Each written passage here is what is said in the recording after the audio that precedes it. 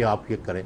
देखिए, जिसने इस्टेब्लिशमेंट से लड़ाई की है उसको भुगतना भी पड़ा है, नतीजा उसने देखा है। ये नवाज शरीफ हो या चेयरमैन पीटीआई हो, आज उस वक्त इस्टेब्लिशमेंट नवाज शरीफ के खिलाफ थी और उसके कहने पर फैसले भी दिए जा रहे थे। आज हवाओं का रुख नवाज शरीफ के साथ है। अगर मैं सादा अल्फाज में पूछ सकूं तो क्या इस्टेब्लिशमेंट नवाज शरीफ के साथ है आज?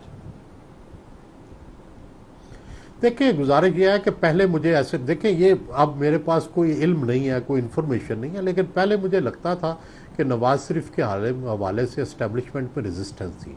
लेकिन अब नून ने ये कन्वे कर दिया है कि अगला वज़ीर आज़म का उम्मीदवार जो है वो नवाज शरीफ होंगे और वो कुछ अरसे के लिए ज़रूर वज़ीर आज़म रहेंगे। उसके बाद चाहे वो इक़्तिदार जो है अपने भाई को दे दें, और उस वक़्त वज़ीर आला की जो अगली उम्मीदवार हैं वो मरीम, वज़ीर आला पंजाब की उम्मीदवार जो हैं वो मरीम नवाज़ हैं, और नवाज शरीफ आएंगे, इलेक्शन लड़ेंगे और वो ख़ुद वज़ीर आज़म बनेंगे। वो चाहते हैं कि मेरी विंडिकेशन हो, और मेरा ख्याल है कि ये बात जो है ये इस्टेब्लिशमेंट को भी कन्वे हो गई है कि अगर नून इक़्तिदार में आई तो वज़ीर आज़म जो हैं वो नवाज शरीफ होंगे। सर, ताकतवर हलकों को नवाज शरीफ काबिल कबूल हो गए हैं, ये बड़ी इंपॉर्टेंट बात है जो आप कर रहे हैं।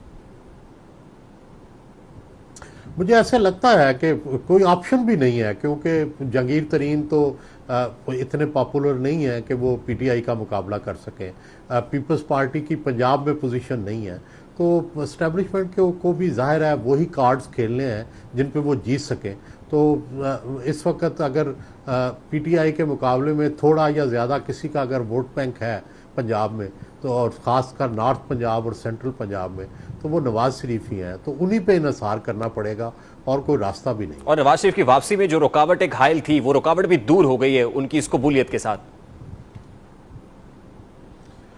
जी, मुझे लगता है कि जस्टिस बंदियाल के जाने के बाद सारी रुकावटें दूर हो जाएंगी। ठीक, यानी इसका मतलब यह है कि इसके लिए भी हुकूमत केयर टेकर सेटअप का इंतजार करेगी। तब तक तो फिर ये शहबाज हुकूमत नहीं होगी, इत्तेहादी हुकूमत, फिर तो निगरान आ चुके होंगे। सर, ये भी अभी मेरा ख्याल है ये फैसला होना है कि क्या निगरान लंबी मुद्दत के लिए आएंगे या ये हुकूमत लंबी मुद्दत के लिए जाएगी। देखिए, इस हुकूमत के पास ये चॉइस मौजूद है कि 1 साल के लिए अपने आप को लंबा कर ले, फाइनेंशियल एमरजेंसी के नाम पे या किसी एमरजेंसी के नाम पे। लेकिन इसमें भी ज़ाहिर है एक सियासी मुश्किल होगी कि IMF की जब आप शराइत पूरी करेंगे तो उससे आप अनपॉपुलर भी होंगे, आपको महंगाई का मज़ीद सामना भी करना पड़ सकता है। तो लेकिन शहबाज शरीफ शायद ये रिस्क लेने के लिए इसलिए तैयार हैं कि अभी अगर फ़ौरन इलेक्शन होते हैं या निगरान हुकूमत जो है उसको दिया जाता है इख्तियार, वो पता नहीं कैसे निकलेगी। इनको ये भी डर है पीपल्स पार्टी को और नून को कि कोई ऐसी निगरान हुकूमत ना आ जाए जो इनके खिलाफ ही चलना शुरू हो जाए और बिल्कुल इस्टेब्लिशमेंट की टूल बन जाए। वो चाहते हैं कि ऐसी निगरान हुकूमत आए जो उनके सिंपैथेटिक भी हो और इस्टेब्लिशमेंट भी उसको सपोर्ट करे।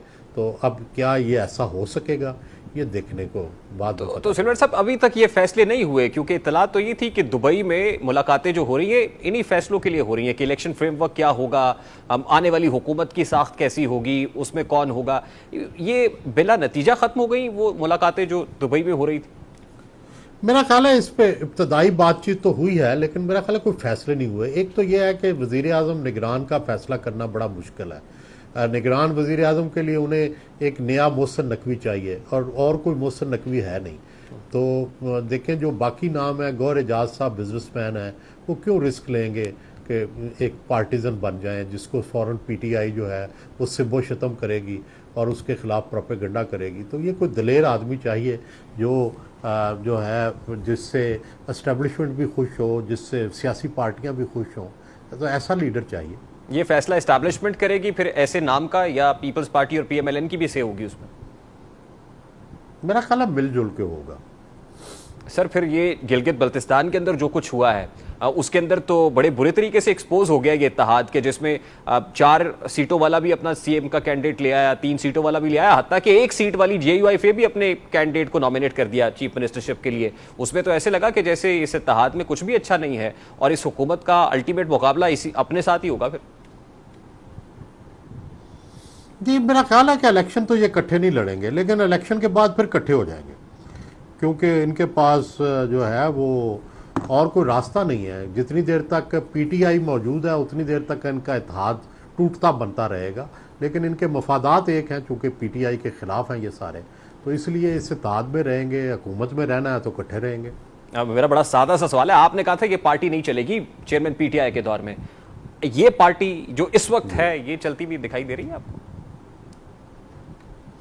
ये पार्टी इसलिए, ये कंपनी इसलिए चलती नजर आ रही है कि एस्टेब्लिशमेंट फिलहाल इनके साथ है, और एस्टेब्लिशमेंट के साथ के पास और कोई रास्ता नहीं है। शायद वो आइडियली तो शायद वो चाहते होंगे कि कोई ऐसा नया जंगीर तरीन जैसा चेहरा जो है वो उसको लेके आए, लेकिन ऐसा पॉसिबल नहीं है।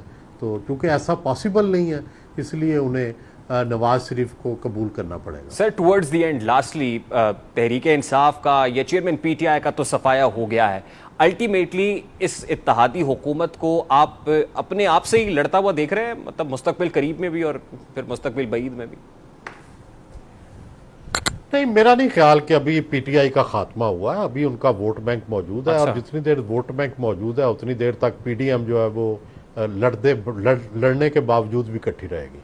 और इस्तेहकाम पाकिस्तान पार्टी का क्या फ्यूचर है सर? क्या वो किसी से एडजस्ट होगी, या वो भी आजकल तो कह रहे हैं कि तने तन्हा ही हम अपने अलहदा सियासी शनाख्त के साथ आएंगे?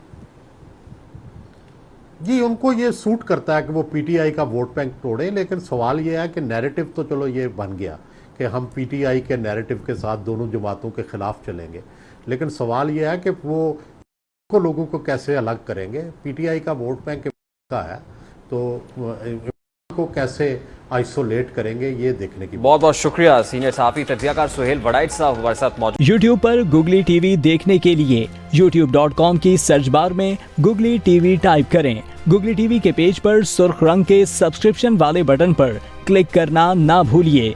YouTube पर अपलोड होने वाली वीडियो से बाखबर रहने के लिए बेल आइकॉन पर क्लिक कीजिए।